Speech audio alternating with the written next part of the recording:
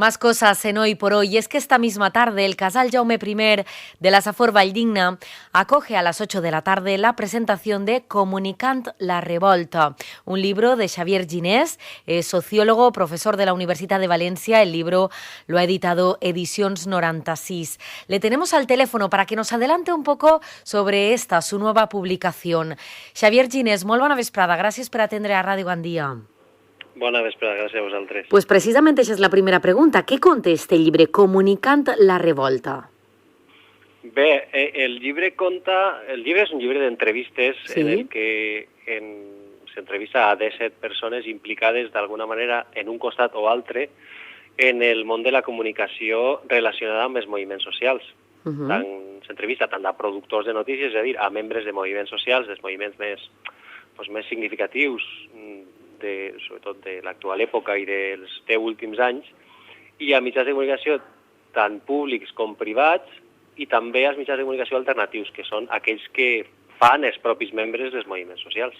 És un poc a veure com tracen, quines estratègies desenvolupen, com tracten la notícia, quins tipus de tractament se'ls dona, quines són les tècniques més adequades per a dirigir-se als mitjans de comunicació per part dels moviments socials, com aquests mitjans de comunicació públics, privats, entenen aquestes notícies o les traduïssin i les emeten, etc. Aleshores és un treball en profunditat, hauràs d'haver parlat amb molta gent, veure com és aquesta comunicació, aquest procés, fins a quan ha arribat a on, no?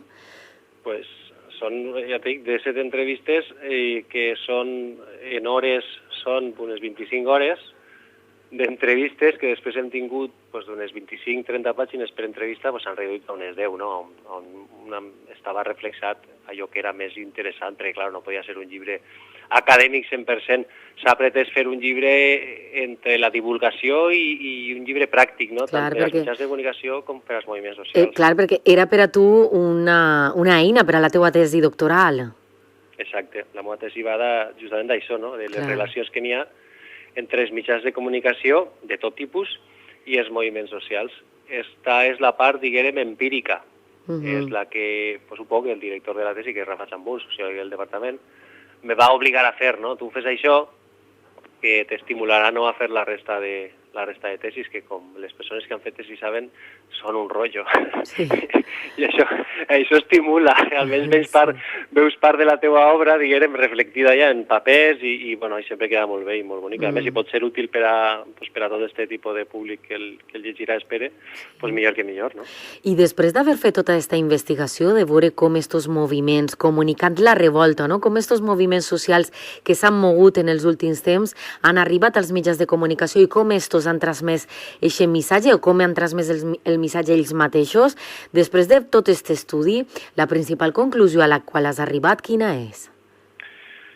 N'hi ha diverses conclusions, depèn un poc en el camp en què es movem, però una de les primeres, des del punt de vista dels moviments socials, és que és costós per als moviments socials tindre repercussió mediàtica, però aquest cost se sol atribuir moltes vegades a actituds per part dels mitjans de comunicació convencionals de poc interès, inclús a vegades de censura política. Se sol atribuir.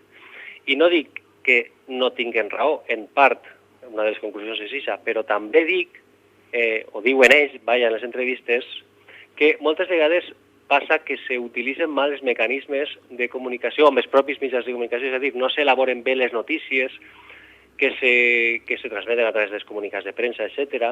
No se dirigeixen adequadament als periodistes que dins dels mitjans convencionals poden tractar de millor manera aquesta informació. I és un poc per a lo que serveix el llibre, no? Per a intentar aclarir com funcionen internament els mitjans de comunicació convencionals. Aquí t'has de dirigir. De quina manera? Alguns dels periodistes que s'han entrevistat, insistís, de mitjans de comunicació convencionals, ens diuen que reben contínuament notes de premsa molt simples, molt senzilles, molt continuades, de les mateixes coses, i clar, que això fa que un poc no se'ls dona perga l'interès, clar. Clar, que perga l'interès per aquest cansament que tenen, no? Sí. I, suposo que tu estaràs en el mateix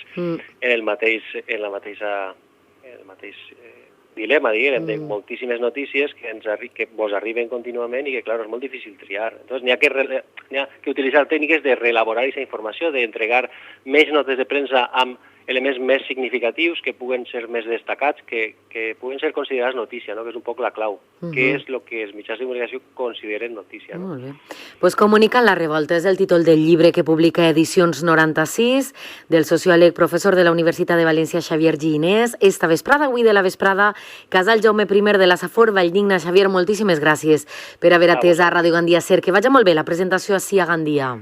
Moltes gràcies a vosaltres.